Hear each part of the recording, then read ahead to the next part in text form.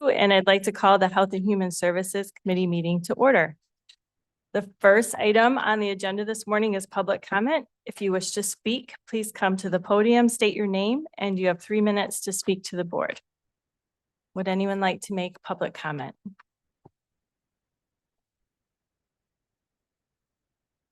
Okay, seeing none, we will move on to our next item, which is the approval of agenda. So next we have approval of the agenda. Is there a motion to approve the agenda? So moved. Support. So it's been moved and supported to approve the agenda. Is there any discussion? Seeing none, all those in favor of approving the agenda, please say aye. Aye. Aye. All opposed say nay. And the agenda is approved. Our consent resolutions, we don't, oh, actually we do have, we're missing an item on the agenda and we actually on one version, the other one is correct. Okay. Yep. And we need to approve the proposed minutes from the December 5, 2023 Health and Human Services Committee. So moved. Do I have a second? Second. Okay. Are we adding an agenda item or No, No. you said there's two different copies? Yeah, so I have a second. No, there's not. I was looking at the strategic planning committee Okay. agenda, so we're all good. The HHS one is correct. Okay, so trying to figure out where we were at again. So we are approving the consent resolutions. It's moved and seconded to approve them. Is there any discussion? No? Okay, all those in favor of approving the consent resolutions, please say aye. Aye. Aye. Aye. All opposed say no. So the consent item, which was the approval of our minutes, is approved. So that brings us to our action item for the meeting, which is the election of the committee vice chair for 2024. So our suggested motion is to elect or select a person as vice chairperson of the Health and Human Services Committee for 2024. Do we have a nomination? I'll move to elect Gretchen Cosby as Vice Chairperson of Health and Human Services for 2024. Do you have a second? Second. Okay. Do we have any other nominations? All right, seeing none. Do we need to do this by roll call or can we just? Good. We'll do it by roll call. Mrs. Evil. Cosby. Ms. Cosby. Cosby. Mr. Moss. Cosby. Mr. Zylstra. Cosby. Mrs. Brody. Cosby. Motion passes. Okay, so Gretchen Cosby will be the Vice Chair of Health and Human Services Committee for 2024. And that moves us to our committee reports, where we will receive updates from several departments. And we will begin with Lynn Doyle from Community Mental Health. So welcome, Lynn.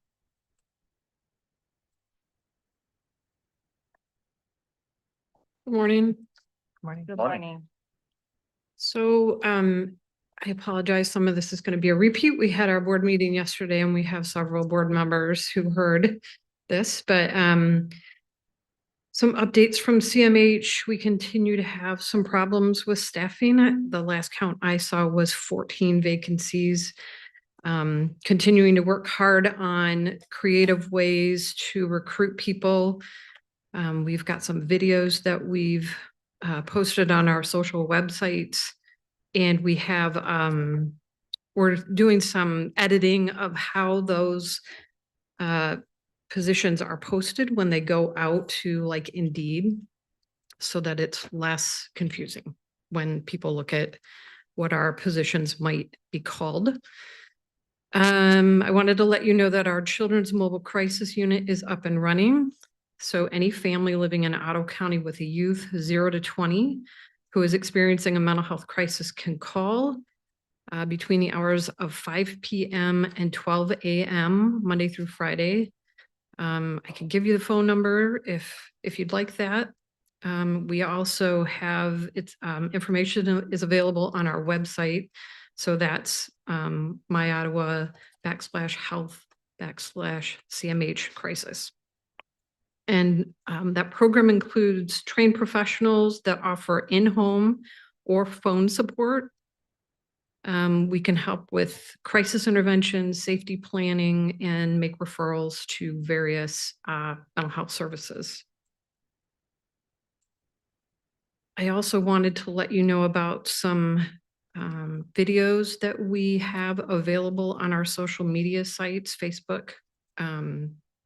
We were able to record some videos at Recovery Fest for 2023.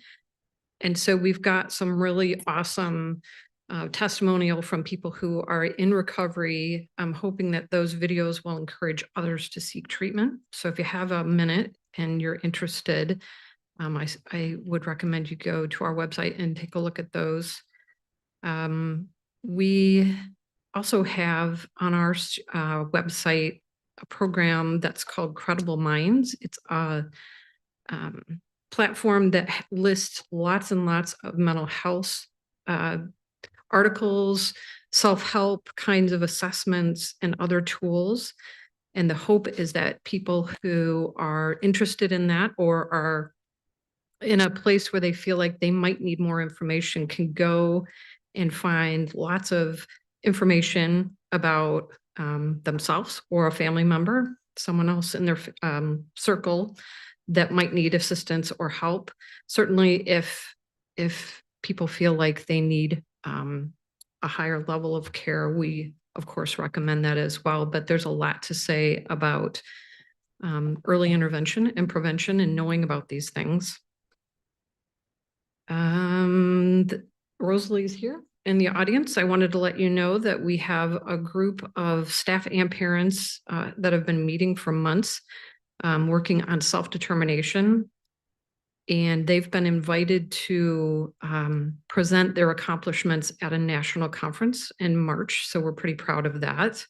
I think we went from being in a place with self-determination where we were encouraging it. We were running the service, but I think it's really turned into something that is much more understood and appreciated. I think I'll leave you with that. Unless you have questions. One question I do have is what is the phone number for the, I do have that. Yep. okay, It's 616-494-5590. thank you. Commissioner Cosby? Yes, and thank you. You did share yesterday that we are having difficulty with recruitment, and actually have a constituent that's been sending information my direction. It's not unusual throughout the United States post-COVID. And so I'm really interested in helping in any way. I'm sure we all are. And kind of looking at it from a strategic planning perspective, how we retain and then also recruit into those positions, kind of creative ways that we can come up with to be more competitive in the market. But knowing it's kind of an uphill battle post-COVID, but I do believe we can find some solutions for you too. I It's very appreciate that. important to have a good team around you. Yeah, it definitely is not just us. It's across the state, it's across the country. It's kind of the silver lining in that people are seeking treatment and they understand how important it is to pay attention to your mental health, but the demand is greater than the resources out there.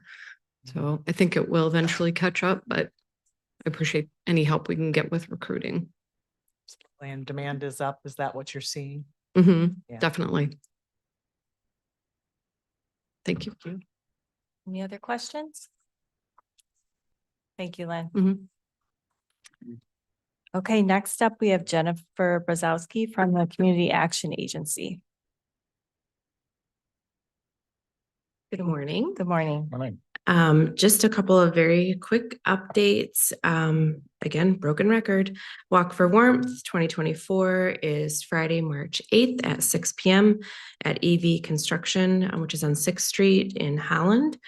And we changed our registration fee to a suggested donation of $25.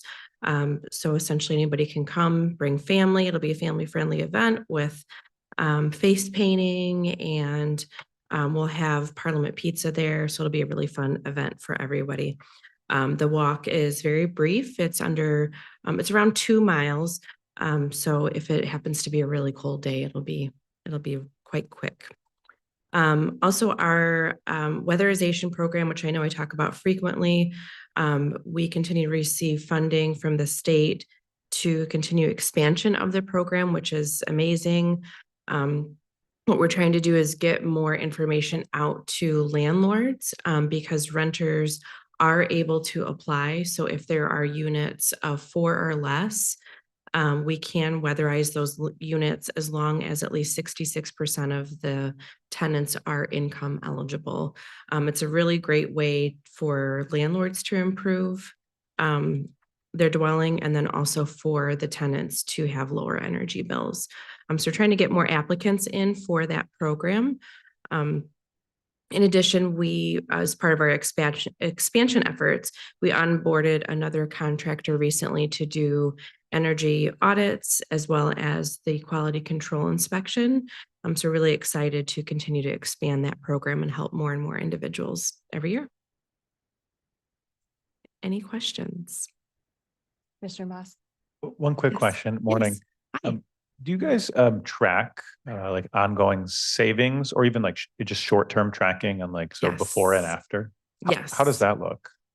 So we just switched data systems. So we're trying to get a hold of the reports, but when we do our intake, we get an entire year of energy bills prior to the inspection. And then after the inspection, we get a year post.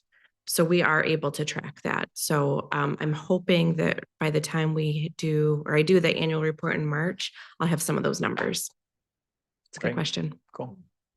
Always fun too, to find those things out. Absolutely. And I noticed yesterday with the, is it Ottawa Way, the newsletter, you were featured. Yes. Yeah, very boldly. Yeah. So hopefully you'll get more Yeah. participation. Very from the walk, excited. too. Yeah, I think moving it from a Saturday morning to a Friday evening will bring in more people, especially with kids in sports, because I know even mine is busy Saturday morning. So it's nice to have a Friday evening to do it. Look forward to hearing about those numbers. Yes. Turnout. Yeah, absolutely. Any other questions? All right, thank you. Great, thank you. And Kendra Spranger from Department of Health and Human Services is not able to join us this morning. So next we will have Jason Schenkel for the Department of Veterans Affairs. Good morning. Good morning. Morning. Week 3. I think I figured out where to park, know where the coffee is at. That's good. The bathrooms. Yeah, that's my update. First of all, I think in order to really get the department started and up and running, the very first thing we did was we took a look at our mission statement. So we do have an updated mission statement as follows. Ottawa County Department of Veteran Affairs is committed to providing accurate, efficient, and timely information and services to our veterans and families. We will advocate for our veterans and cultivate purposeful community partnerships. Our philosophy has changed a little too. I had a colonel that I worked for, one of my brigade commanders, and I'll quote Colonel Mike Hauser, it's deeds, not words. So that's how the department will operate. Moving into really kind of the assessment. So coming from the corporate sector, we would do what we would call a SWOT analysis. So that's kind of the direction I went. So my needs assessments really is internal and external. So internally, I spent the last few weeks really meeting with other department heads and learning about their resources and their processes and really how we can collaborate and have some synergy across some departments. So great meeting all the other departments and really have some opportunities, I think, in a short term to make some changes for the good with some help. Really, some of the internal concerns was it's a brand new department. If we were to go and look in my office right now, it's probably 99% paper. So what resources do we have as far as software and some IT assistance? And that was some great conversations I've had over the last couple of weeks. And then really the external needs assessment. We're making some great progress here too. So I actually spend this afternoon with Muskegon County Department of Veteran Affairs with Mike Bow. When we finish our meeting this afternoon, I have a meeting with the post commander for the VFW in Grand Haven. Friday last week, we had a meeting with the VFW here in Holland to start initial planning of what will be a Operation Stand Down Veterans Resource Fair. It'll be August 23rd at the Civic Center in Holland. So that was the initial planning. So I had an opportunity to meet some great folks, not only from Ottawa County, but from West Michigan. I have some scheduled time tomorrow with Kent County Veteran Services. And then I finished the afternoon up with the Veteran Services at Grand Valley State University. So we'll have some great conversations about what other counties in our West Michigan are doing. And then we'll have some conversations with GVSU Student Services on how we can assist them and what resources we can provide. And then we'll kind of dig in a little bit more. I know Administrator Gibbs will probably have me on the calendar to do a full update. But really, we can quickly get into some vision. I think in order to build the department out and really have a vision of what this will look like, I want you to imagine a pillar system of the foundation being the county and the community. The pillars will be employment, education, health, and quality of life. And those 4 pillars will holistically hold up the roof, which will be our veterans and families. So as we move forward, we will have resources and initiatives to help with employment, what we can do to help in education, health, and quality of life. And really the 2, employment and education, you could probably look at the department today and you will not see any type of resources available. So as I continue to work with the other counties and I have a ton of questions for them, we'll really start to build out what this vision will really look like. So I'm excited really to kind of start putting that together. And then just to kind of silence a little external noise, there is literally no degradation in the services that we're providing our veterans today, tomorrow, at the end of the month. We are ready to go. So the current contract staff has done an amazing job in the transition and handing over resources to me. I have a plan short term on how to handle that volume. So there is no worries that we will not be able to provide any resources to our veterans and their families. I also have a short-term staffing plan, which I did give to Administrator Gibbs. We talked through that already of what that potentially looks like and what I need to get the department started and stood up. And then we also had a conversation about what the future staffing needs will look like as well. So probably in my next update, whether it's a full board or I'll have an opportunity to let you know what that staffing model will look like. So questions? Well, that sounds great. And we look forward to hearing what those needs are. So, feel free to definitely bring them Okay, back great. to us. Great. So to go back with just one step too. So yesterday we had, which would technically be my first veterans committee meeting yesterday with Commissioner Wenzel. So that went extremely well.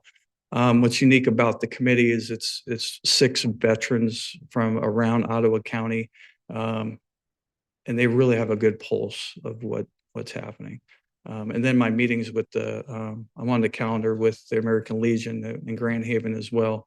On the 6th of February in the evening to speak to their members. So I think we'll really get a good understanding of what the community says they need. And then we could look at what we can provide from there. Mr. Cosby? Yes, I've got a visual in my head of the house that you described with the pillars. So question for you, in that, where would you place housing in your vision? Housing, Yeah, you have employment, education, quality of life. and quality of life. Quality of life. Yep. Yep. So it is being addressed. It is. Good. And then with your SWOT analysis now, how far along would you say you are? I'm probably a good 70% into it. Yeah. And do you have any insights that you could share with us that you have found? Strengths, weaknesses, opportunities, threats, right? Sure. So weaknesses, obviously, we are a paper-based department with, so if you can imagine trying to strategically look at data to make any type of educated decisions, we're literally having to go back and tick mark through paper journals and logs. So that in 2024 can be a little frustrating. So one need is we have to figure out a better software solution in order for us to log calls, to determine what resources we have provided. And then based upon that, we would be able to determine geographically throughout the county where the needs would be and where the calls are coming in. So literally right now, it's me digging through old files and kind of old school, I guess you would say. This is where the calls came in from. These are the geographical locations and the type of services that we provided. So when we look at a software solution or whether or not that's just something internally that we could create, it would be a system that we could pull data from and have the ability to report on quickly. So that's one small frustration today. Another thing is office space. When you look at currently where we're housed, the hospitality in the building is amazing, but it doesn't feel like Veteran Affairs when you walk in. And I believe we need a space that is comfortable, welcoming for veterans and families to come into our department and know that they are at Veteran Affairs and that they're speaking with folks that understand their needs. So that's another thing that we discussed as well, is what where we're currently located, does that serve the county and the populace? And I believe it does. But I have a future staffing plan that will address geographical needs as well. So yeah, I mean, we look at employer partnerships. There is none. Obviously through the state, the MVAA has a great rewards program that they utilize, and that's something I would like to implement here at the county as well. Employment assistance, resumes, employer rewards programs. There's a lot. So, and then lastly, another part of the needs is how do we bring all these resources together? So as a veteran, I will tell you there's thousands of nonprofit organizations and government resources that are available.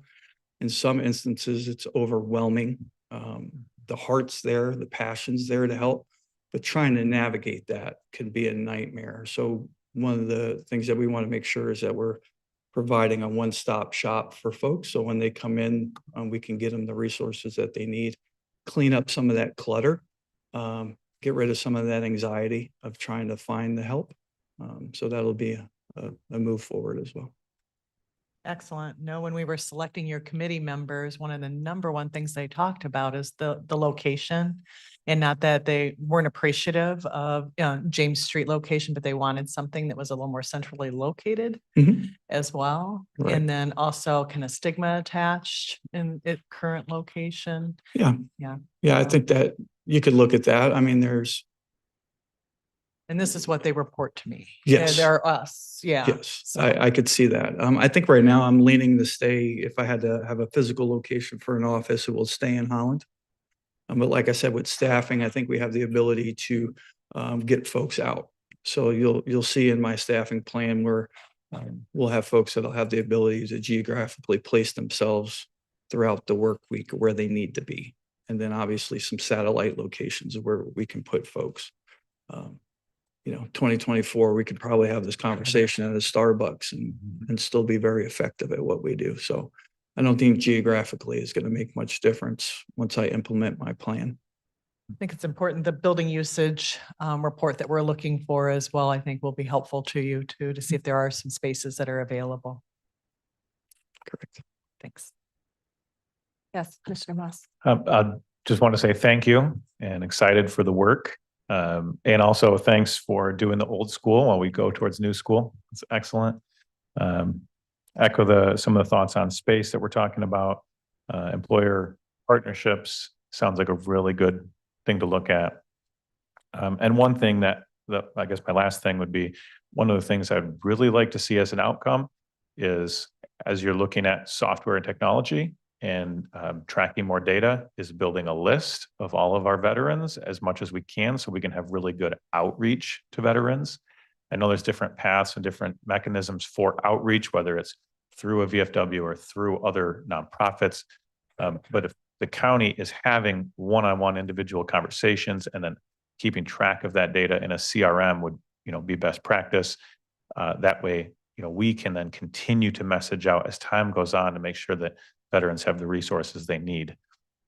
Absolutely. So yeah, that is a challenge because you're looking at communicating across 3 levels of government, between the county and state, then state to the Fed.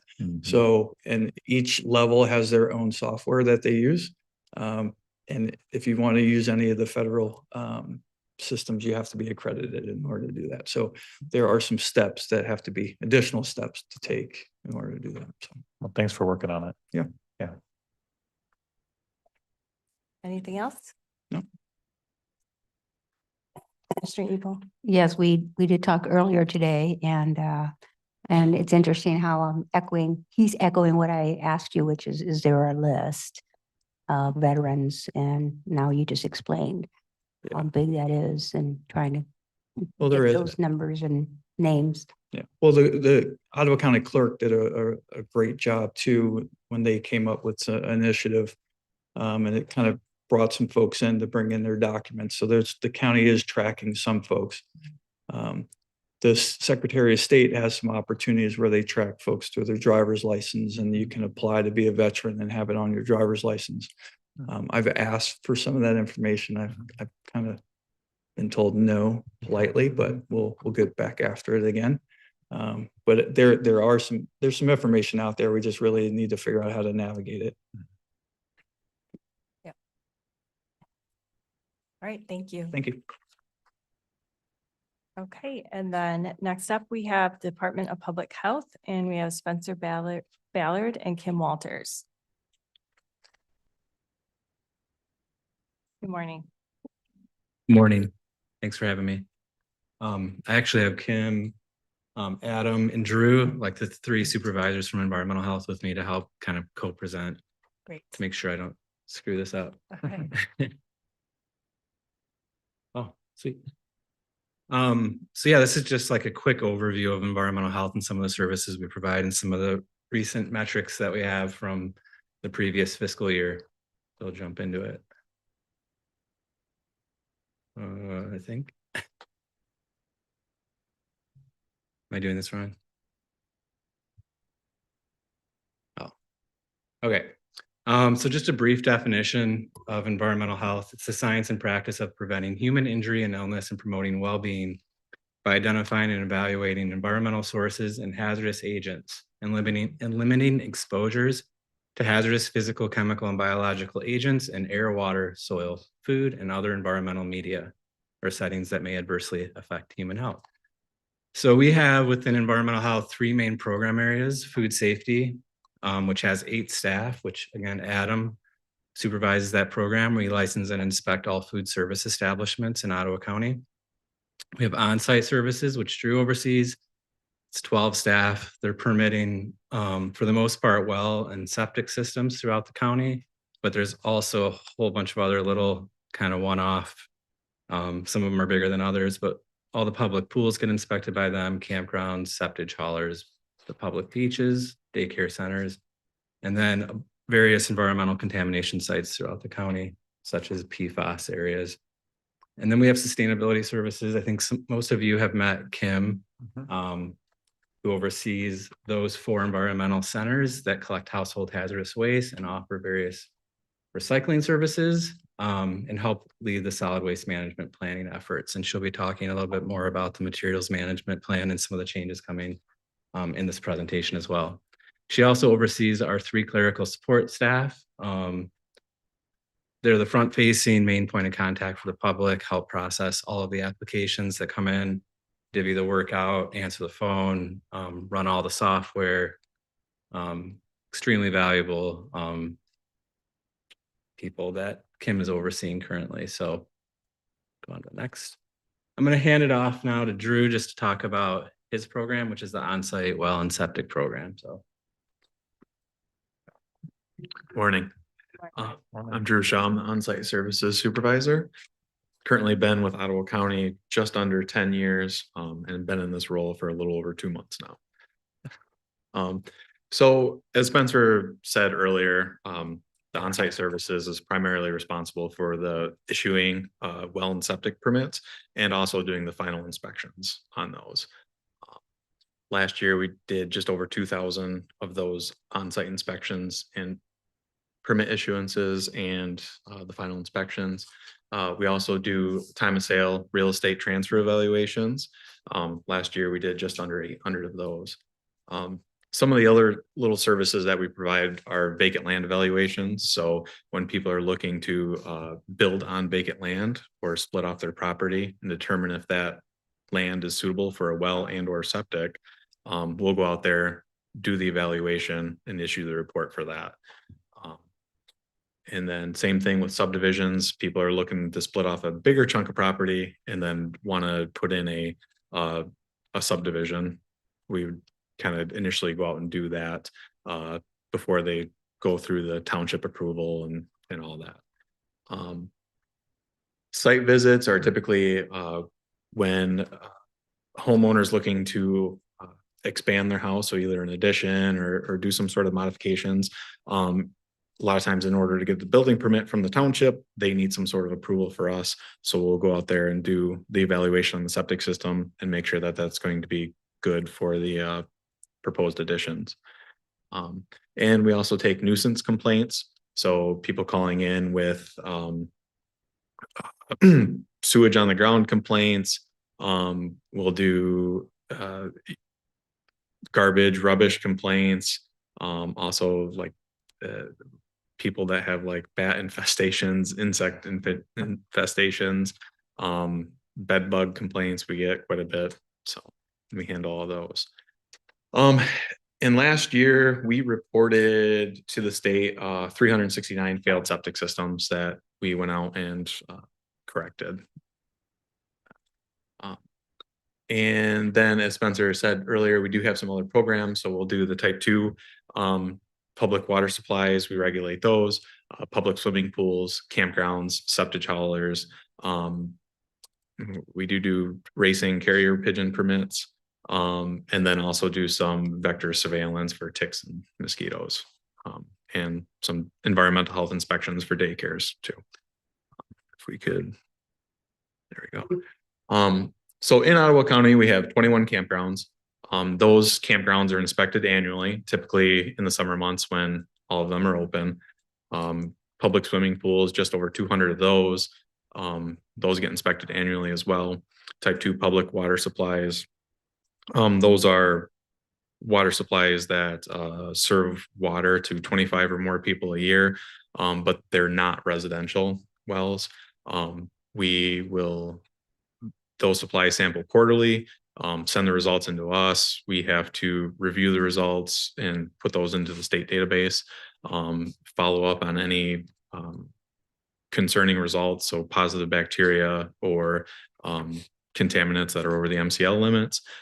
And those are inspected at least once every 5 years in person. And then we also do the beach monitoring program, which we inspect we inspect and sample the 5 public beaches on Lake Michigan once a week during the summer months. So between June and September, we're out there every week collecting those samples. And then we post those on the MI Ottawa website, Facebook, and they also get uploaded to the state for that. So thanks. Next slide, I'll hand off to Adam Sandello, our food services supervisor.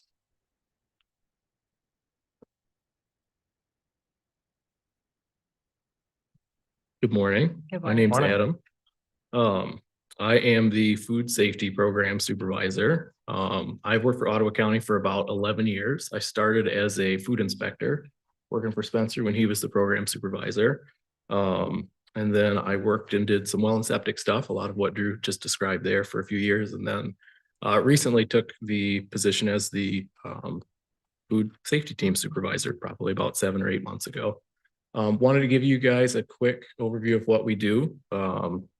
We have got, as Spencer mentioned before, we've got 7 staff who do the food service inspections in Ottawa County. They go out to all of the restaurants, the school cafeterias. They do food truck inspections at events. They do temporary licenses. They do that, yeah, on about a 6 month, on a 6 month basis there, depending on, there's some differences in frequency, but usually every 6 months.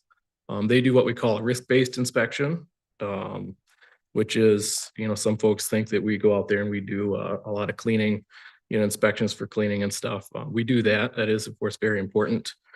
But we ask a lot of open-ended questions, build rapport with the restaurant operators, and then we ask very specific questions and inspect things related to the food risks that are there. So places doing sushi, completely different kind of inspection from like a food truck or something like that. And this was highlighted, if you guys have read the most recent Ottawa Way newsletter, we had a little article in there. Sam and then one of the local restaurant operators were also in that. I'd encourage you to look at it if you haven't. Couple of the other things we do, we review construction plans for new restaurants and restaurants undergoing renovations. We do, obviously our goal is prevention, but sometimes there is some foodborne illness and some complaints come in. So we do some rapid response.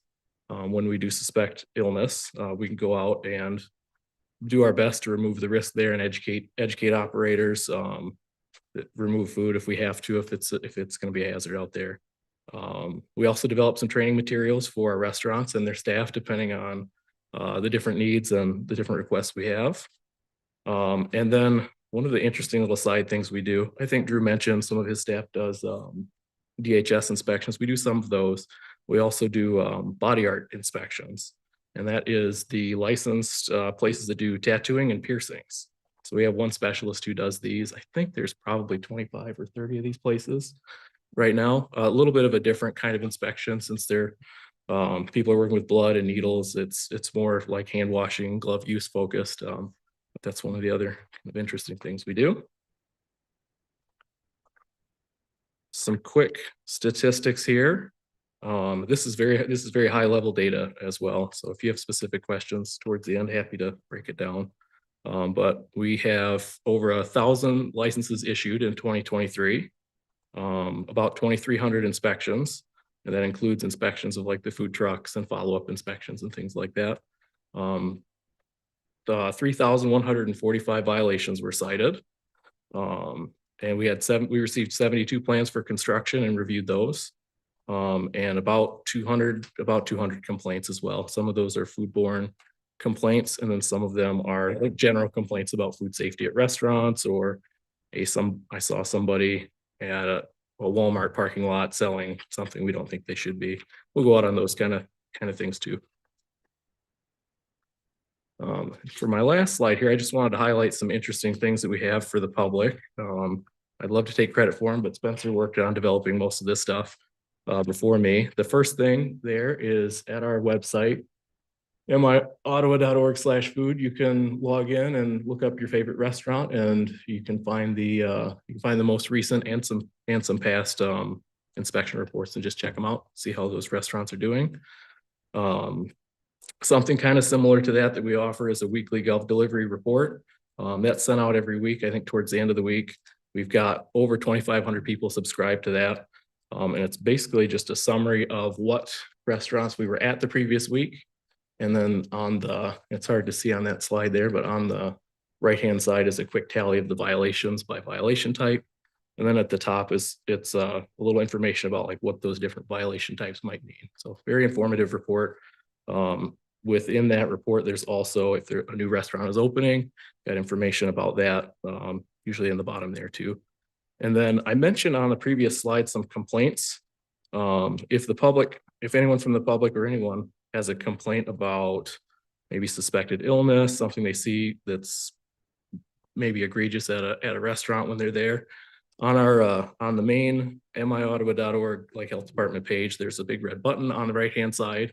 You can submit a lot of different kinds of complaints, but we intake a lot of complaints about food service establishments there too. A lot of the ones that Drew's team would follow up on are taken in from that place as well. So that's all I have for updates from the food team. Hand it over to Kim.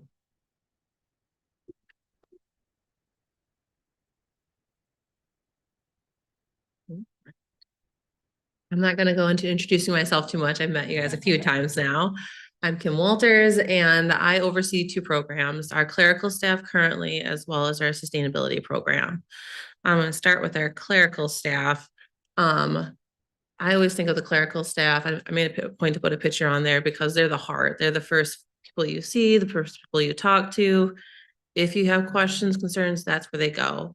They also are the behind the scenes of all of our programs. They're the ones, they have to know how to do Tyler, which is our Munis payment programs. They're the one that has to know a little bit of the on-base, which is part of my program uses, as well as our on-site team, and Envision, which is what our food team. So whereas someone that's on the food team, they might only need to know Envision, our clerical staff have to know it all to be able to utilize it. They do all of our behind the scene phone, emails, walk-ins, your typical stuff that, a clerical staff that you would assume would do, as well as they're taking appointments regarding final inspections for the septics. They're the ones answering all my questions about, can I bring in this type of plastic, or where can I take my scrap metal? Where, I have this complaint, where do I go? And some of the complaints aren't even public health. We have to direct them to the townships. They're also the front facing and they have the biggest glass window. So when people come in and are like, okay, where do I go? They tend to go to our clerical staff first. So even if it's for the clinical side, which is the opposite side of the building, or there's also deeds, register of deeds is in our building too. They'll come to us and like, hey, I have a birth certificate I need to get. Well, we don't do that, but here they're currently closed for lunch. They'll be back at this time. So they need to know everything that's kind of going in our office, as well as the admin side of the building is on our side. We have CAAs on our side of the building. We have Veterans Affairs that we help them with. So we have to know it all up front there. It's a good way to know everything that's going in the building. I sit up there every now and then, and yeah, oh, I didn't know that was on that side of the building. Good to know now. So I'm not going to dive too much into what's on the slides because you guys can read it. So I will go to the next one and then talk a little bit more about my direct program, which is the sustainability one. Again, I'm not going to dive too much in because I've just done a deep dive before with you guys, but essentially you can break my program sustainability into 3 sections. We have the 4 main centers where we do our household hazardous waste, residential recycling, scrap metal. We house most of our programs at those 4 locations, as well as we have 2 unmanned. The 2 unmanned locations, we have one in partnership with Riesling Co-op in Hudsonville. That's mainly for our farmers and clean sweep program. So any pesticides, we're a regional representative for that. So farmers that need to dispose of large quantity of who knows what's. Sometimes they inherit it from their parents. Sometimes they buy a farm and they're like, we don't even know what this is. We'll help them dispose of that properly. And we get funding through the state for that. As well as we have at Autumn Hills, which is Zealand, we have an HHW facility there and an oil drop for those more rural in that directions. It's harder, Coopersville and that site is a more of our less populated area, but at the same time, they have to go further to be able to have those services. So they may not be our busiest sites, but I kind of picture it as one of our crucial ones to be able to serve those populations. The other part of our program is kind of our others, which is our medication and sharp take back programs. Ottawa County, for the most part, our medication take backs are drop off boxes throughout the county. We help, put the stickers on the drop boxes, work with the sheriffs if they have any questions, concerns, as well as we help some smaller pharmacies. Sharp take back program, as you saw in the previous picture with my clerical staff kind of run that at public health. It's just a swap program. You bring in a sharps container box, or if you need one, we'll provide you one, bring it back to us and we'll properly dispose of it for you. And then education, resources, connections. I've had recently a large person purchase a warehouse and had tons of glass, like bottles and bottles of glass. And they're like, well, I don't want to just throw all this glass away. Where do I go? Who can I take it to? And those are some resources that I have available to say, okay, you can try this place or this place. I can't take it, but here's some resources for you. As well as the biggest thing that I do lately is assist with our solid waste management plan, which is now going to be a materials management plan for the county. I'll go to the next slide on that. I'll talk more about that after the data. Everyone loves data, and I collect a lot of it because it's easy for me to collect, and it's really substantial. The biggest thing that you can see from here is that we take in a lot of materials. I mean, we're not talking about pounds, we're talking about tonnage here. So overall, we took in probably last year about 329 tons of material. So that's anywhere from our recycling to scrap metal to our HHW, our household hazardous waste. So there's a trend, as you can see on the chart there, that services, people are keeping wanting to do more. There's this trend of wanting to do the right thing. We're understanding that, hey, this doesn't have to go in the trash. We can bring it here and reuse it. As well as we're expanding our services like scrap tires we recently added, composting we recently added. Those are kind of services. The tires is a great program because it also reduces some vector-borne illnesses, as well as no one knows what to do with tires ever. So if you have questions on data, yeah. Sorry. No, go ahead. Is that okay? Yeah. What do we do with tires? I mean, what do you do with the massive amounts of tires? Yeah, so why we started taking them is that we started to do the scrap tire program with the state. There's a grant that we apply for every year. And what we do is the state has a setup that there is a local Michigan-based processor. And we've used a couple different ones in the past. And what they have to do is be able to recycle them. They can't just store it on property. They have to go through the state's process. So that's why the state has a list. And most commonly what they're used, a big project is civil engineering. So what they'll do with those are put them into roads, as well as energy. They can be reused as energy sources, playground material. Essentially, that's a growing market. I think more and more you're seeing it in our roads. So replacing gravel or doing an asphalt, there's tons of studies out there now showing that the longevity of our roads can be increased by adding our scrap tires to it. So road commissioner probably would know tons about that kind of projects and stuff. I know I've been to some educational things and they talk about testing roads in Michigan because of the weather and stuff like that, that's part of the reason why the rubber's a little bit better is because of our seasonal changes. Have we started with that yet or not so much here in Ottawa? I'm the collector of the tires. Okay. The road commission question, I'll I'll definitely hit up our road commissioners when I see them. Yeah, because I know that there's tons of projects out there that Ottawa County, I believe, from what I've heard and educational things that I listen to, webinars and stuff that talk about that. All right, thank you. Yeah. But yeah. That's one of the things I'm really proud about is the scrap tire things. I think, because we are a program about we're going to take it all year round. Because previously what they do is get a big giant semi trailer and it's a dirty, hard volunteer based job to do, to pick all these tires and put them in a semi. Whereas we take them year round. So it's convenient, it's easier. We get a lot more cleaner tires that way. I've had a lot of other communities reach out to me and say, hey, we heard that you're doing this. How can we start doing this? And then the big thing I want to talk about is Part 115, which is the new materials management plan. I've talked to you guys about this previously in different committees, that it was coming. Well, now it's here.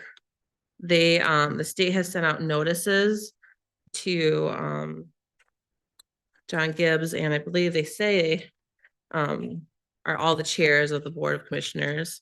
I'm going to give you so that everyone can see that. That's the actual notice of intent. The state finally put the notice of intent in a PDF. Before it was just a Survey Monkey kind of thing. So it's like, okay, what do I need to know?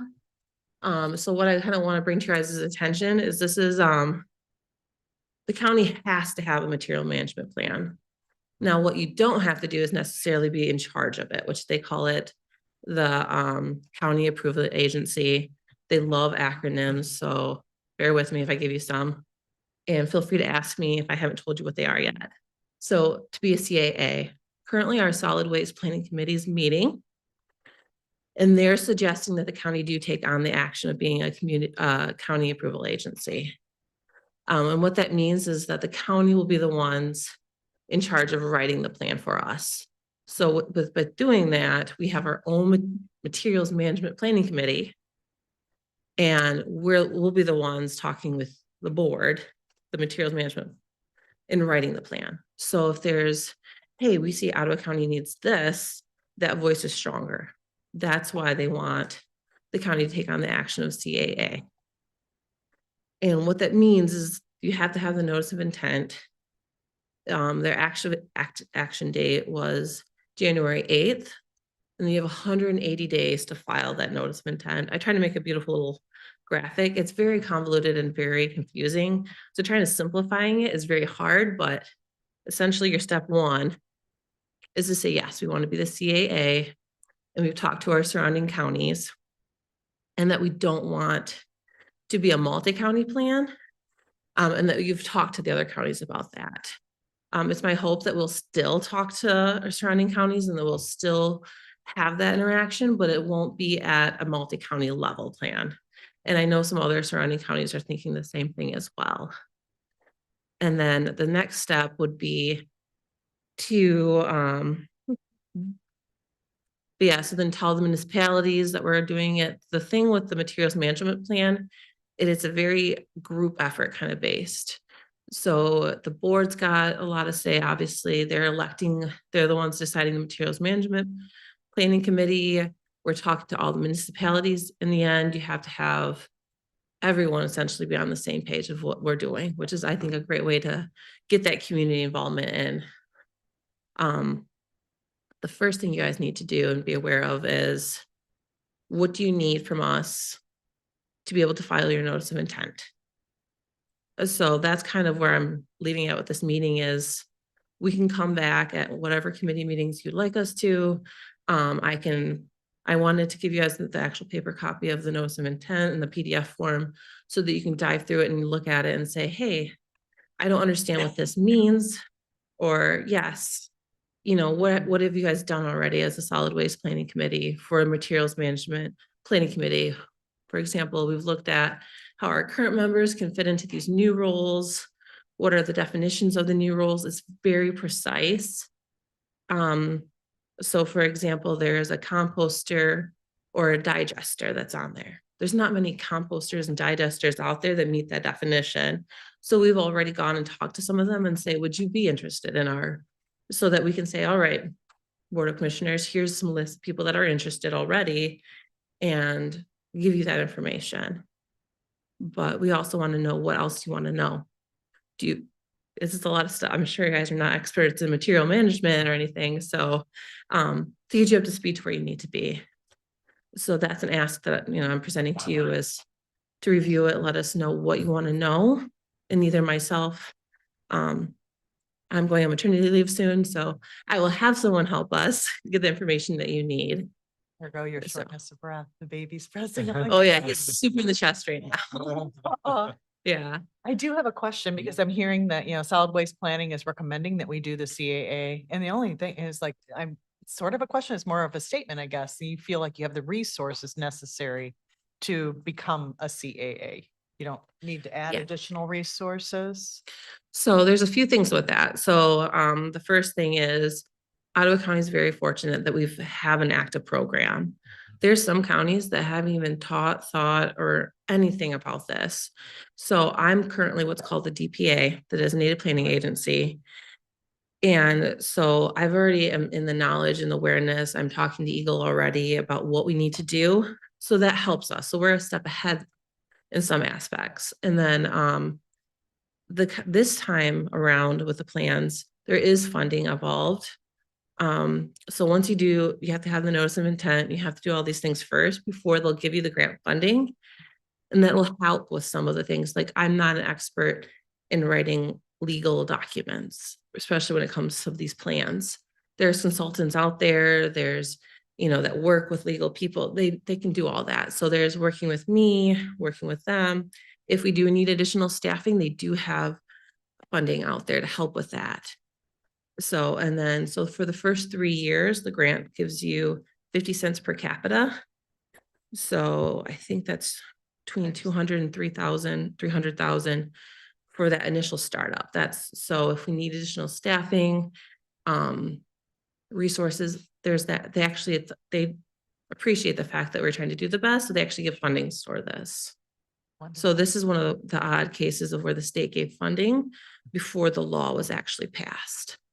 So, but yeah, so I think it's something that we as a county can do, and we actually are fortunate that our community members are wanting to be helpful. So we have local businesses that are already like, yes, I want to participate in this. I want to provide the community outreach. And then we also have municipalities that are interested in doing the right things as well. So I think we have the resources in Ottawa County to do it. Thank you for a really complete answer.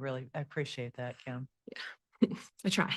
I have a question. Yeah. Have you spoken with adjacent counties already and kind of see where they're at? Yeah, because again, I don't want to suggest something or get this feeling for something and to find out that I'm wrong. So from what I've felt out so far, so Muskegon County is part of a different regional planning agency, and they have a very active regional planning agency. So most likely they will partner up in doing that. So they will go, I guess it's more northbound as their counties. So, and I've talked to them about, still doing interlocal agreements because some of our trash and recycling materials and resources are that way as well. And they said that sounds like a great idea too. What that'll look like, again, we don't know. Kent County is also very robust, and they will probably also either do a multi-county, but be more in the heart of it, or they are also willing to do what we're doing, which is a single county, but interlocal agreements. Because again, they have the awareness that they are the heart of a lot of programs. A lot of our materials go there. There's 2 MRFs in the area, which are essentially recycling centers that take in a lot of all the recycling in West Michigan, and Kent County is one of them. So again, the same thing as Allegan. Allegan's also thinking about doing their own with interlocal agreements. Okay. Now, whether that's the full direction they'll go, that's just kind of what their DPAs are suggesting at the time as well. Great. Yeah. Madam Vice Chair? Go ahead. I'm sorry. Thanks, Bridget. Forgot I'm now in that place. Yeah, you are now Madam Vice Chair.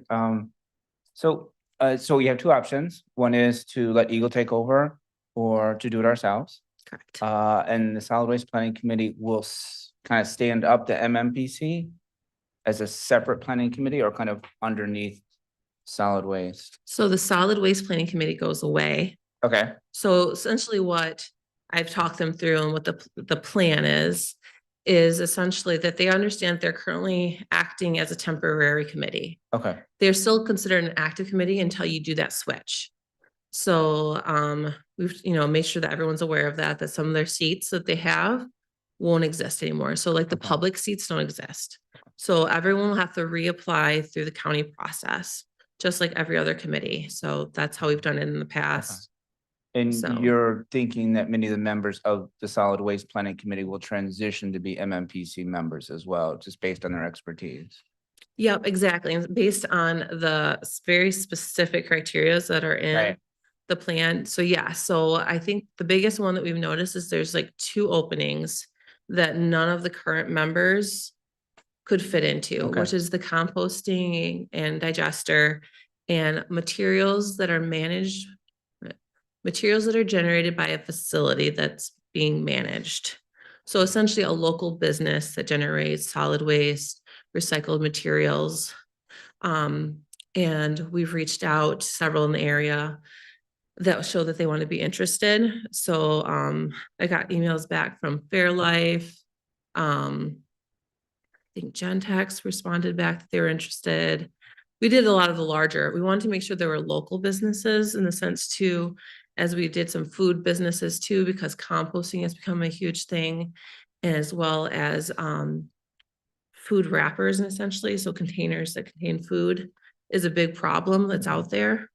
So like, for example, you've got like water bottles with the thin plastics. Those thin plastics can't be recycled in your typical way. And then you've got your food to go containers.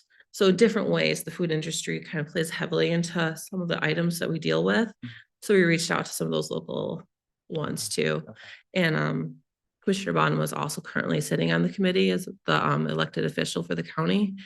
And he's been helpful in providing some local businesses in the area too that might want to participate in this. And then you foresee that the MMPC will be stood up and a lasting committee, right? I mean, or is it It'll be producing? the same as our current. So how the law has it set up is those that are coming in, they kind of have to sign up for a 5-year. Okay. So essentially they don't want you to start making a plan and then leave. So you're committed for the first 5 years. And then whatever terms that the county wants to set. So they say a 2 to 5. So if you want to keep it every 5, you can, but I think we do 2 to 3 for our committees. But it's not just producing a document and the disbanding, it's sticking around and making sure that we're. Yes, yep, and the state will, the grant funding, the first 3 years to make the plan is what they expect, 3 years. And then they will actually continuously give 60,000 for the county to be able to manage it. So yeah, so there's commitment to stay. So, and then how the committee will, the Materials Management Planning Committee is essentially how involved does our community want to be with it? So if they want to stay very active and very committed, I mean, currently they're meeting monthly. They want to, they're invested. And then so our initial, and I apologize, but so our initial decision is Eagle or in-county or multi-county. Those come our 2 decisions.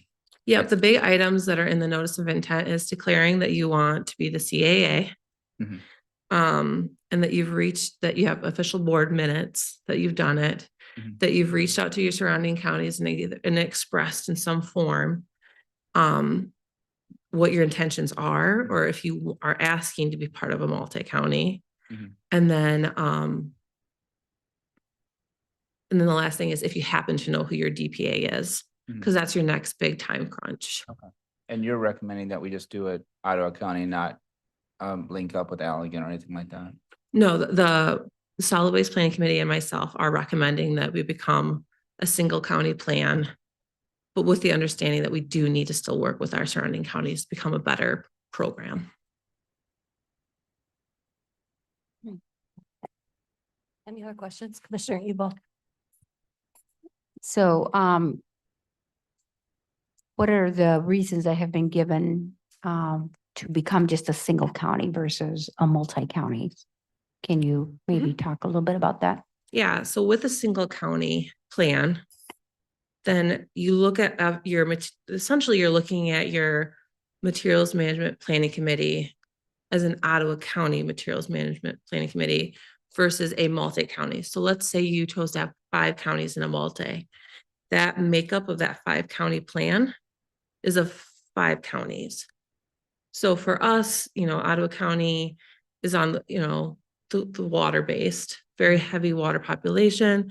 We have a lot of active community members that are very concerned about certain items, whereas you might have certain other counties that have a different focus.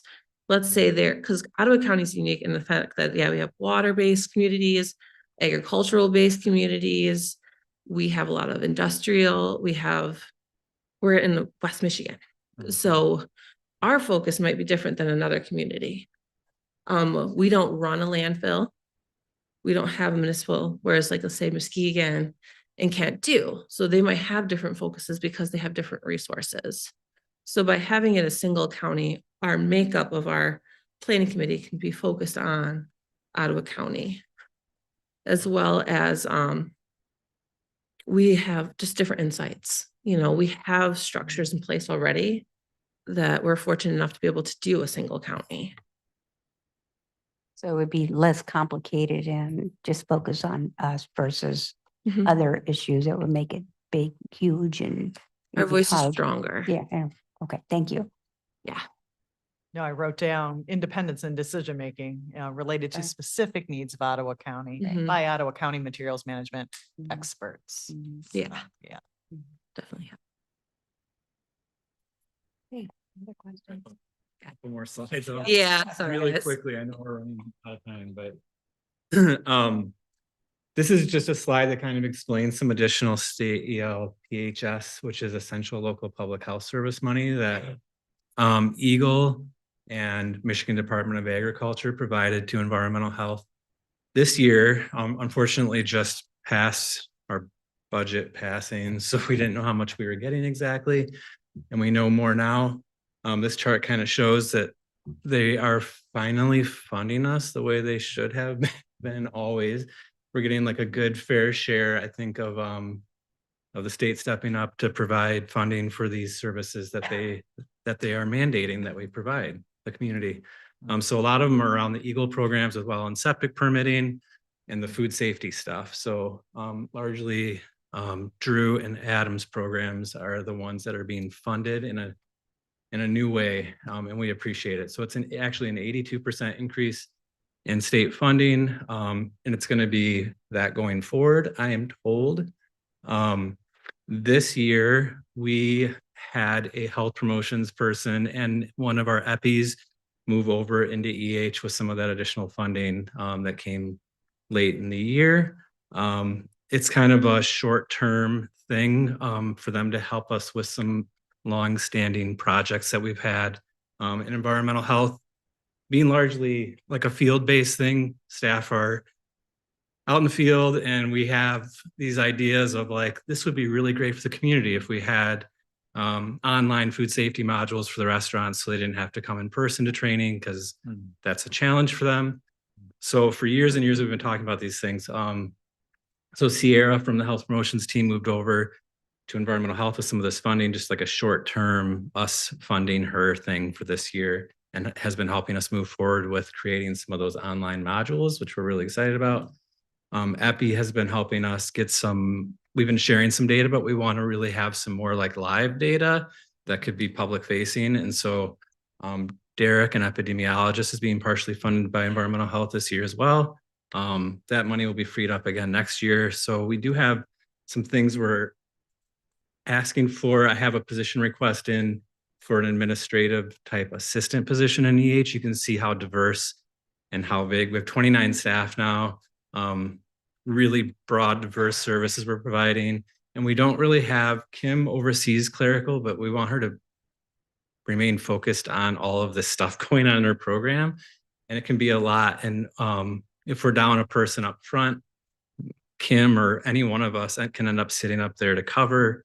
So kind of the administrative assistant is to provide another layer of glue to kind of hold all these programs together and provide assistance in freeing up the supervisors and myself so we can focus on improving data and improving the programs generally. We get so in the grind of and then trying to put out all the fires constantly, and we felt a position like that with some of this funding, this just would be a small portion of this additional funding, would really move the needle for everybody. And Kim isn't in this ELPHS fund, but she would have access to this. It's kind of an indirect way to kind of have her squeeze a little bit out of that too, to get some assistance too. So we thought that that was a creative way to use that. So my hope is that maybe you guys, or however this works, could pass this on to finance committee so we can talk more about that position request in the future and answer any questions about it. So I think that's it. Oh, this is just an overall graphic kind of breaking down the three programs and the proportion of their funding and where it's coming from. I'm not going to go deep in that, but I wanted to provide it to you guys. And then if there's questions about that, happy to answer them or try to. Just a quick statement. Yeah. Yeah. Oh, sorry. No, go ahead. Okay, quick statement regarding like your requests for new staff. Can you give us at finance committee, because that'll come forward with Yeah. kind of year over year kind of growth data? Yeah, sure. I Yeah. can pull that together. Kind of demonstrate the Growth need as far as just like of overall. programs and why you need that administrative help. Sure. Yeah. Yeah. I can try to pull that together for you. Appreciate that. Yeah, Thank you. absolutely. Any other questions I can answer while I'm here? Yeah. Another question about that position. Yeah. Were you saying that would be paid for by that new bucket of money that just? Yeah. I mean, I guess in my mind, that would help us get there.